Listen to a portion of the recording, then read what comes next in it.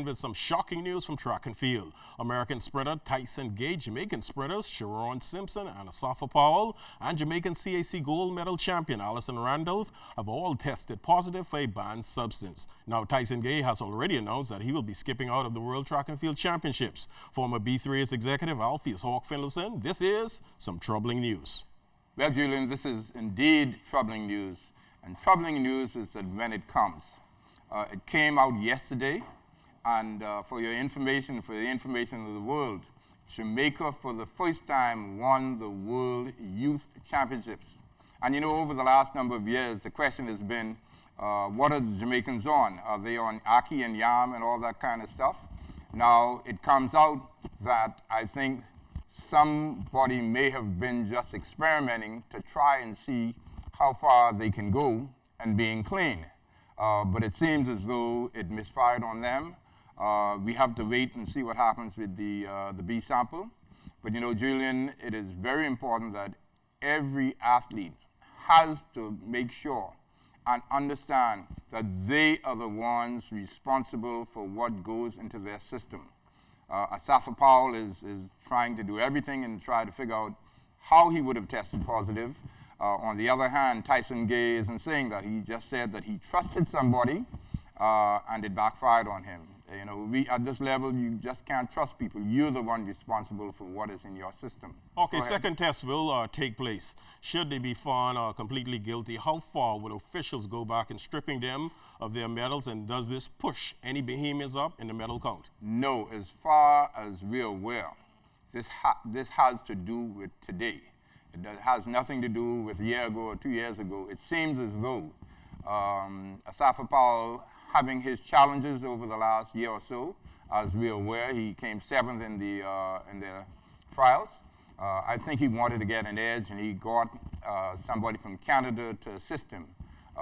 What the person from Canada did, and it's a part of his club, I think the MVP club, we're not sure. But whenever the results come back, there's only one option. They could appear before the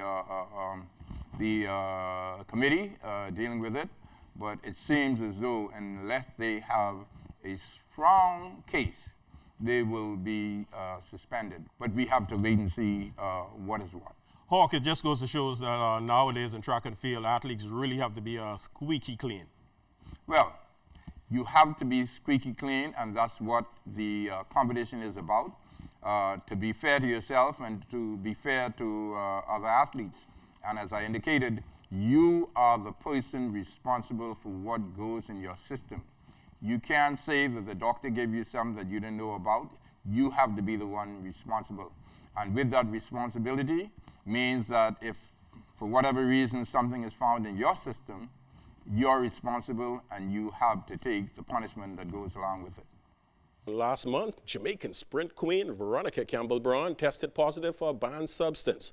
Now, 2 more high-profile athletes facing that same fate. American 100-meter record holder Tyson Gay and Jamaican sprinter Asafa Powell, along with 4 other Jamaicans, will miss next month's World Track and Field Championships in Russia. Charles Fisher speaking with a local doctor on this unfortunate turn of events. Prominent track and field medical officer Dr. Ricky Davis says he was caught by surprise to learn that 2 profile athletes like Jamaican Asafa Powell and American Tyson Gay was caught using performance-enhancing drugs. At this day and time, these athletes should be aware that drug testing is inevitable. And therefore, if they are doing something illegal, they will be caught. With the case with Tyson Gay, his anti-doping test was done out of competition. And therefore they found him to be positive out of competition. A lot of the athletes assume that they will only be tested during competition, not out of competition. But now there's out of competition testing. The athletes have to give their whereabouts, where they are living, where they are traveling, and therefore at any time, any day, somebody can come and dope test them. Is it on the athletes, coaches, or the trainers to know what is on the banned list? Once you are the athlete, you are responsible for yourself and you are responsible for what goes on in your surroundings. When you go to your physician, it is your duty to ask the physician in detail or in depth exactly what this medication is for, why I'm taking this medication, and is this an anti-ban doping medication. Bahamian athletes have had a good track record when it comes to banned substances. It's their pride of country and relationship with doctors.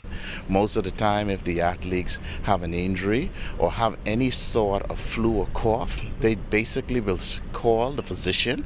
Most of the time, they will call me, ask me if this is the type of medication they can take or they can use, and therefore they have somebody who is knowledgeable about anti-doping and can advise them properly on what medication to take and what not to take. Even down to some of the foods, you have to be very careful of the foods you eat. And some of these ingredients have some banned substances that are there that some individuals are not knowledgeable. And therefore, if they're not knowledgeable, then I can understand that can be a mistake for them taking the food that they're not knowledgeable that is barred from them in competition. For ZNS Total Sports, I'm Charles Fisher.